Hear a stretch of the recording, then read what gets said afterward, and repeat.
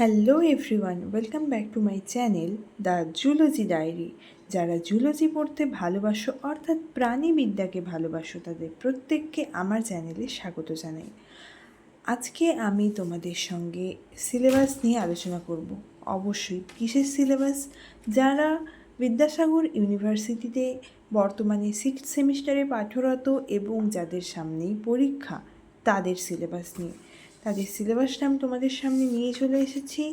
আজকে আমরা যে সিলেবাসটা নিয়ে আলোচনা করব সেটা হচ্ছে তোমাদের পেপার ডেভেলপমেন্ট বায়োলজি। তোমরা এখানে দেখতে পাচ্ছ যে তোমাদের এখানে 4টে ইউনিটস রয়েছে। এর মধ্যে অনেক কিছু আছে, সব কিছু সম্পর্কে আজকে আমি তোমাদেরকে বলবো বিস্তারিতভাবে।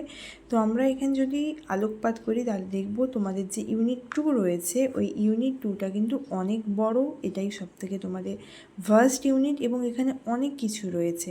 টোটাল 5টা পার্টে এটা ভাগ করা আছে এবং ইউনিট 3 ইউনিট 4 রয়েছে।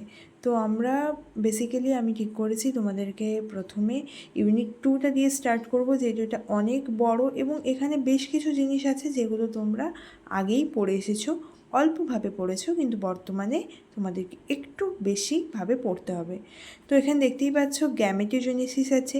তো আমরা বলবো গ্যামেটোজেনেসিস কী? যেভাবে গ্যামেট উৎপাদন হয়, কারণ আমরা জানি জেনেসিস কথার অর্থ হলো কোনো কিছু উৎপন্ন হওয়া, আর গ্যামেট মানে তো আমরা জানি স্পার্ম বা ওভাকে আমরা বুঝিয়ে থাকি।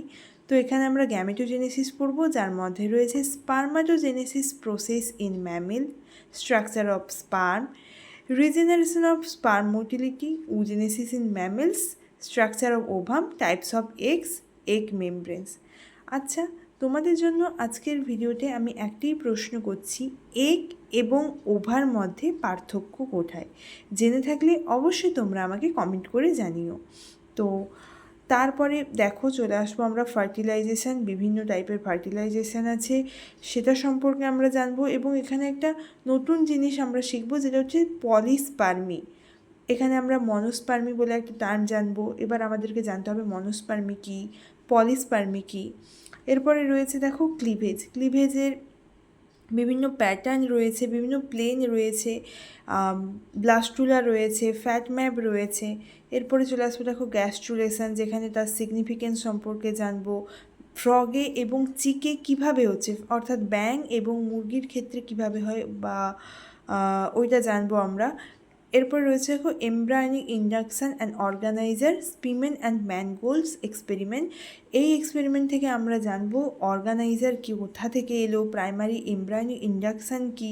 এই সব থেকে তোমাদের ইম্পর্টেন্ট এবং খুব কি বলবো এক্সাইটেড এবং জানার মতো যদি কোনো চ্যাপ্টার থেকে থাকে বা কোনো পার্ট থেকে থাকে, তবে সেটা হচ্ছে এই স্পিম অ্যান্ড ম্যানগোল্ডের পার্ট, যেখান থেকে আমরা অনেক কিছু নতুন জানতে পারবো, যেখানে আমরা জানতে পারবো কিভাবে একটা অঙ্গ থেকে আবার একটা নতুন করে প্রাণ সৃষ্টি করা যায়।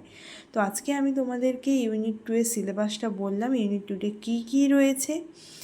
তো এর পরের ভিডিওতে আমি তোমাদেরকে অল্প অল্প করে পড়াতে শুরু করব। তবে অবশ্যই যে কোশ্চেনটা আমি তোমাদের করেছি ওইটা তোমরা জেনে থাকলে কমেন্ট বক্সে জানিও, এবং তোমরা জানিও তোমরা এই পার্টটা পড়তে কতটা ইন্টারেস্টেড। সো আজকের মতো টাটা, দেখা হচ্ছে পরের ভিডিওতে। আসছে তোমাদের নতুন পার্ট ডেভেলপমেন্টাল বায়োলজির ইউনিট 2 এর ফার্স্ট পার্ট গ্যামেটোজেনেসিস।